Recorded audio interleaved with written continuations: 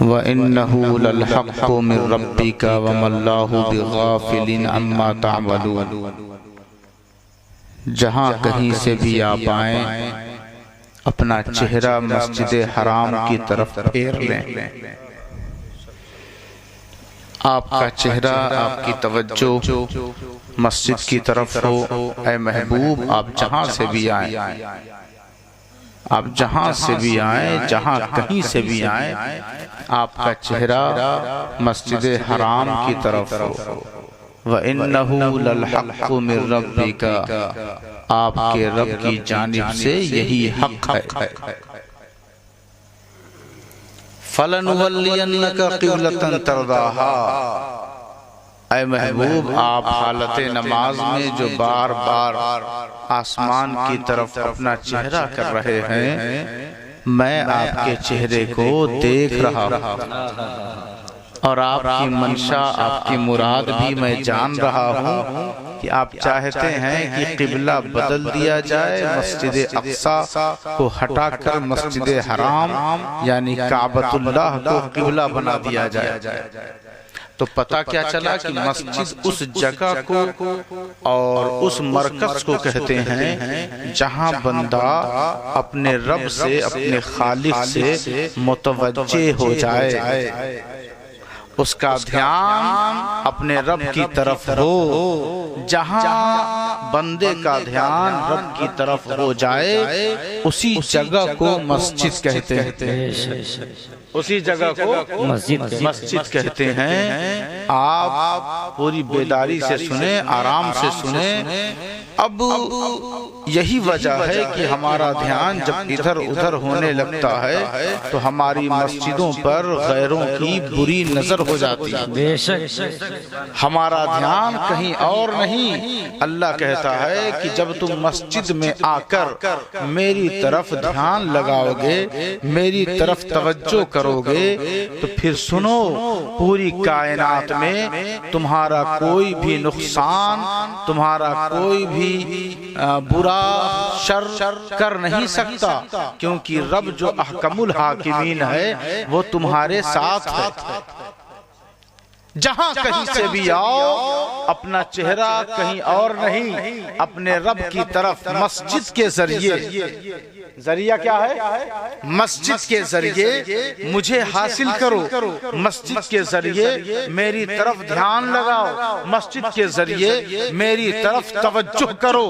ایسی توجہ، ایسا دھیان اور ایسا اخلاص اور ایسا دھیان میں بندوں کا قبول کرتا ہوں کہ جہاں مسجد ہو اور بندے کا دھیان ہو۔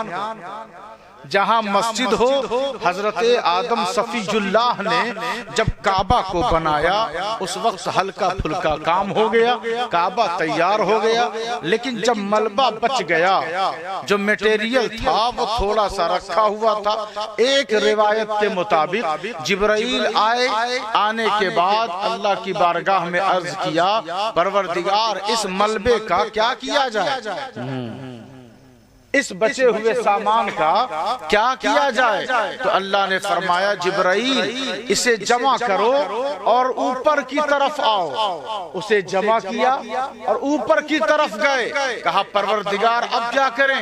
کہا اس دھرتی پر، اس زمین پر اس بچے ہوئے ملبے کو چھڑک دو۔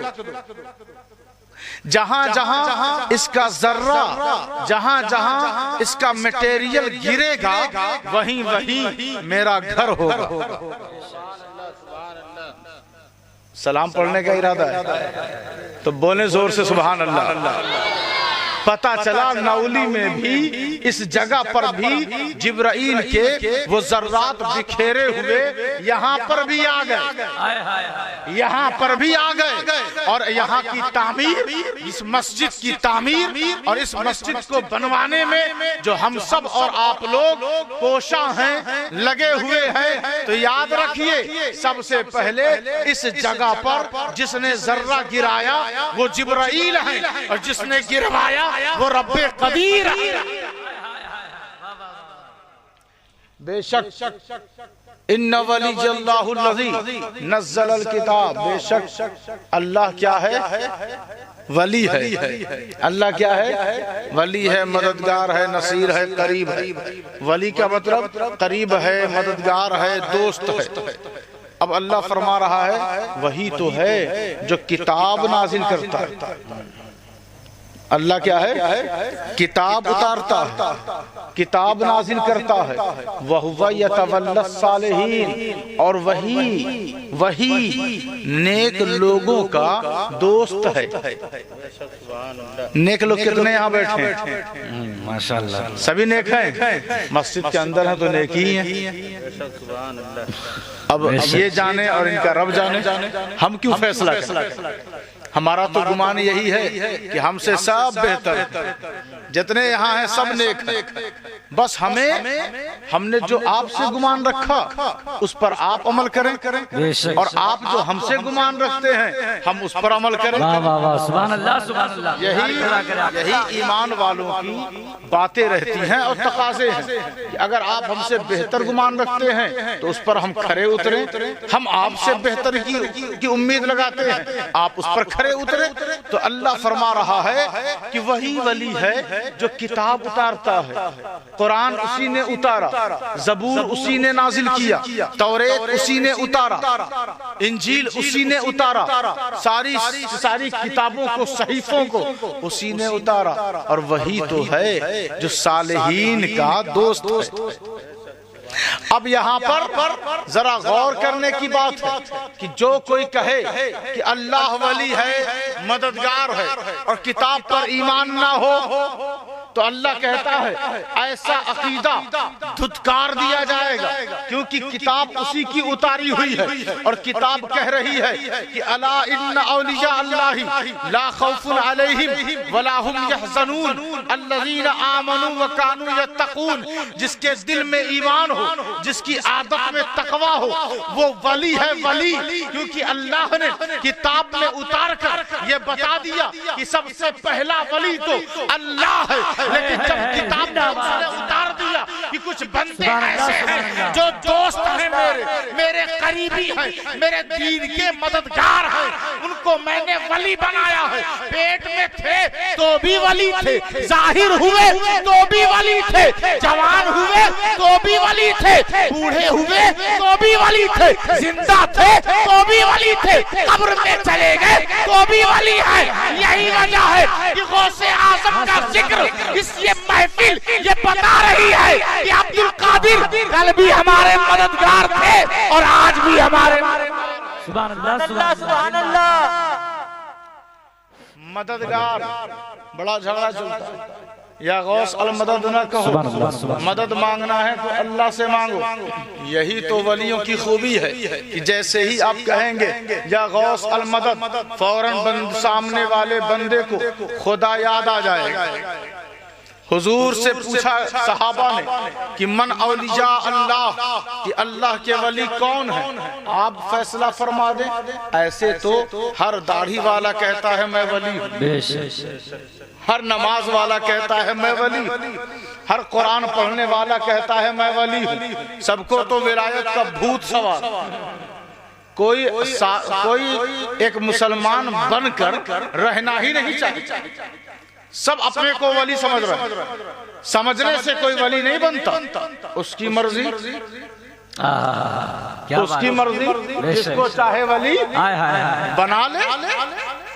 دوست تو وہ بنائے گا نا کہ زبردستی آپ دوست بن جائیں۔ زبردستی دوست کچھ لوگ بنتے ہیں تو اور بگاڑ ہو جاتی ہے۔ اگر دن بھر رات بھر کسی کو فون کریں کہ نہیں ہم دوستی کر کے رہیں گے، پتہ چلے گا اگلے دن ہی دشمنی ہو جائے۔ تو جب آپ کا کوئی دوست اپنی مرضی سے نہیں بن سکتا جب تک کہ آپ نہ چاہیں، تو اللہ کا دوست کوئی اپنی مرضی سے کیسے بن جائے؟ جب تک کہ اللہ چاہے نا، اللہ جب تک چاہے گا نہیں کوئی دوست بن نہیں سکتا۔ تو اس نے چاہا کہ کچھ بندے ایسے ہیں ایمان والے اور تقوی والے اللہ نے کہا وہ میرے دوست ہیں، میرے ولی ہیں۔ قرآن مجید فرقان حمید میں اللہ تبارک و تعالی نے ارشاد فرمایا یا ایھا الناس ضرب مثل فاستمعوا له ان الذين تدعون من دون الله لن يخلقوا ذبابا ولو اجتمعوا له وان يسلبهم الذباب شيئا لا يستنقذوه منه ضعف الطالب والمطلوب۔ سبحان اللہ سبحان اللہ، قرآن سن کے بولے نا سبحان اللہ سبحان اللہ۔ اللہ فرما رہا ہے اے لوگوں میں تمہارے سامنے ایک مثال پیش کر رہا ہوں، ذرا غور سے سننا۔ جب اللہ مثال پیش کرے تو ہمیں غور سے سننا چاہیے۔ اللہ نے کہا غور سے سنو، مثال یہ ہے کہ اگر اللہ کے علاوہ جو لوگ پکارتے ہیں، پوجا کرتے ہیں، پرستش کرتے ہیں، بندگی کرتے ہیں اللہ کے علاوہ، تو اللہ نے کہا ایسے لوگوں کے چہروں پر اگر ایک مکھی بیٹھ جائے تو وہ مکھی ہٹا نہیں سکتی، اور اگر ایسے ساری دنیا کے لوگ مل جائیں اور ایک مکھی بنانا چاہیں تو وہ بنا نہیں سکتے۔ لن يخلقوا ذبابا، ہرگز ہرگز ایک مکھی پیدا نہیں کر سکتے۔ ساری دنیا کے لوگوں کو اللہ نے چیلنج دے دیا، موبائل تو بنا سکتے ہیں، لیپ ٹاپ تو بنا سکتے ہیں، کمپیوٹر تو بنا سکتے ہیں، سب کچھ کر سکتے ہیں، ایک چھوٹی سی مکھی اور بنائیں گے تو وہاں تک جاتے جاتے اس کی بیٹری ڈاؤن ہو جائے گی، لیکن ایسی مکھی نہیں بنا سکتے جیسی اللہ نے بنائی۔ تو اللہ کہتا ہے ان کے چہرے پر، ان کے خداؤں کے چہروں پر اگر مکھی بیٹھ جائے تو یہ ہٹا نہیں سکتی، اور سارے مل جائیں تو بنا نہیں سکتے۔ اللہ نے قرآن مجید میں مثال دے کر ہمیں سوچنے کی طرف اشارہ فرما دیا کہ اب تم بھی سوچو۔ ایک ولی سے ملاقات ہوئی، ان سے پوچھا گیا حضور آپ غوث اعظم بڑے پیر دستگیر کے دور کے ہیں، ذرا بتائیں تو صحیح کہ غوث اعظم سے ملاقات ہوئی ہے آپ کی؟ انہوں نے عرض کیا کہ دیکھو بات اتنی سی ہے، غوث اعظم شہباز لامکانی تمام ولیوں کے سردار کی صحبت میں نے اپنائی، اور کوئی ملاقات 1-2 منٹ کی نہیں بلکہ 14 سال میں ان کی خدمت میں رہا، 14 سال کی خدمت میں۔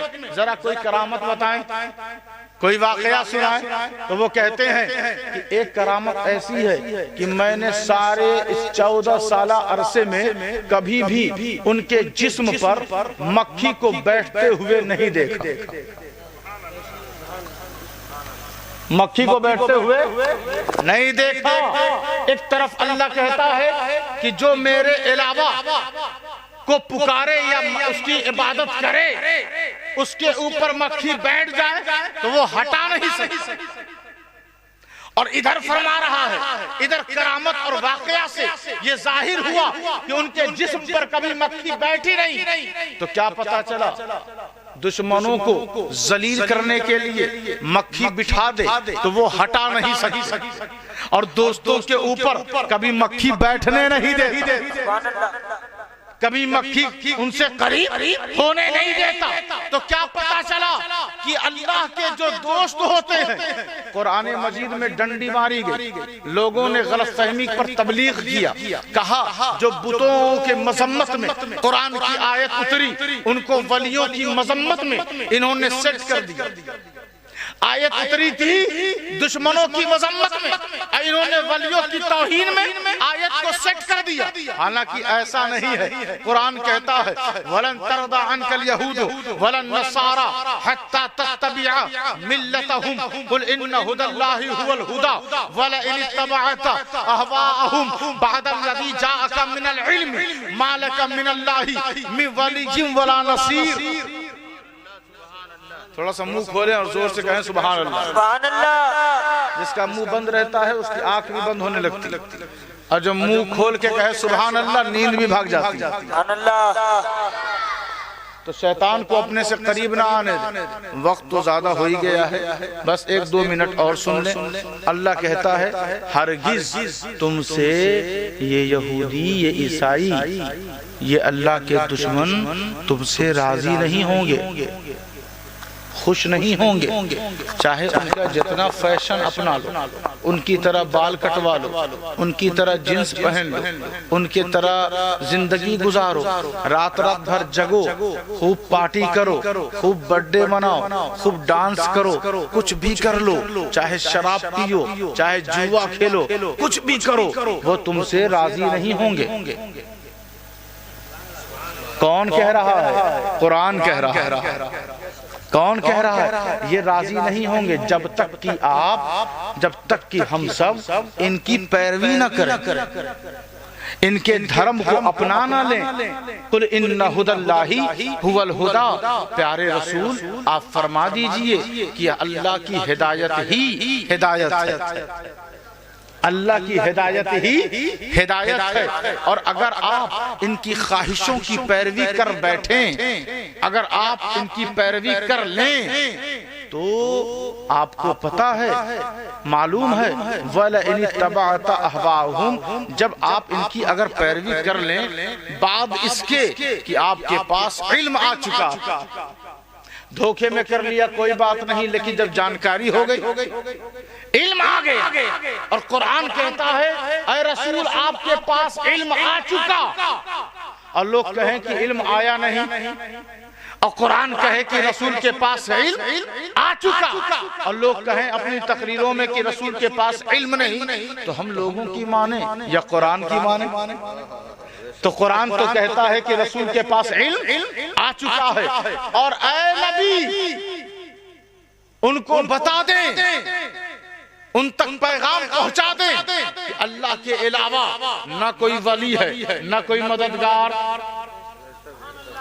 اب یہ آیت لے کے چلے صاحب، 40 دن کے مولی صاحب لے کے چلے، اور چلتے چلتے انہوں نے کہا کہ قرآن کہہ رہا ہے کہ اللہ کے علاوہ نہ کوئی ولی ہے، نہ کوئی مددگار۔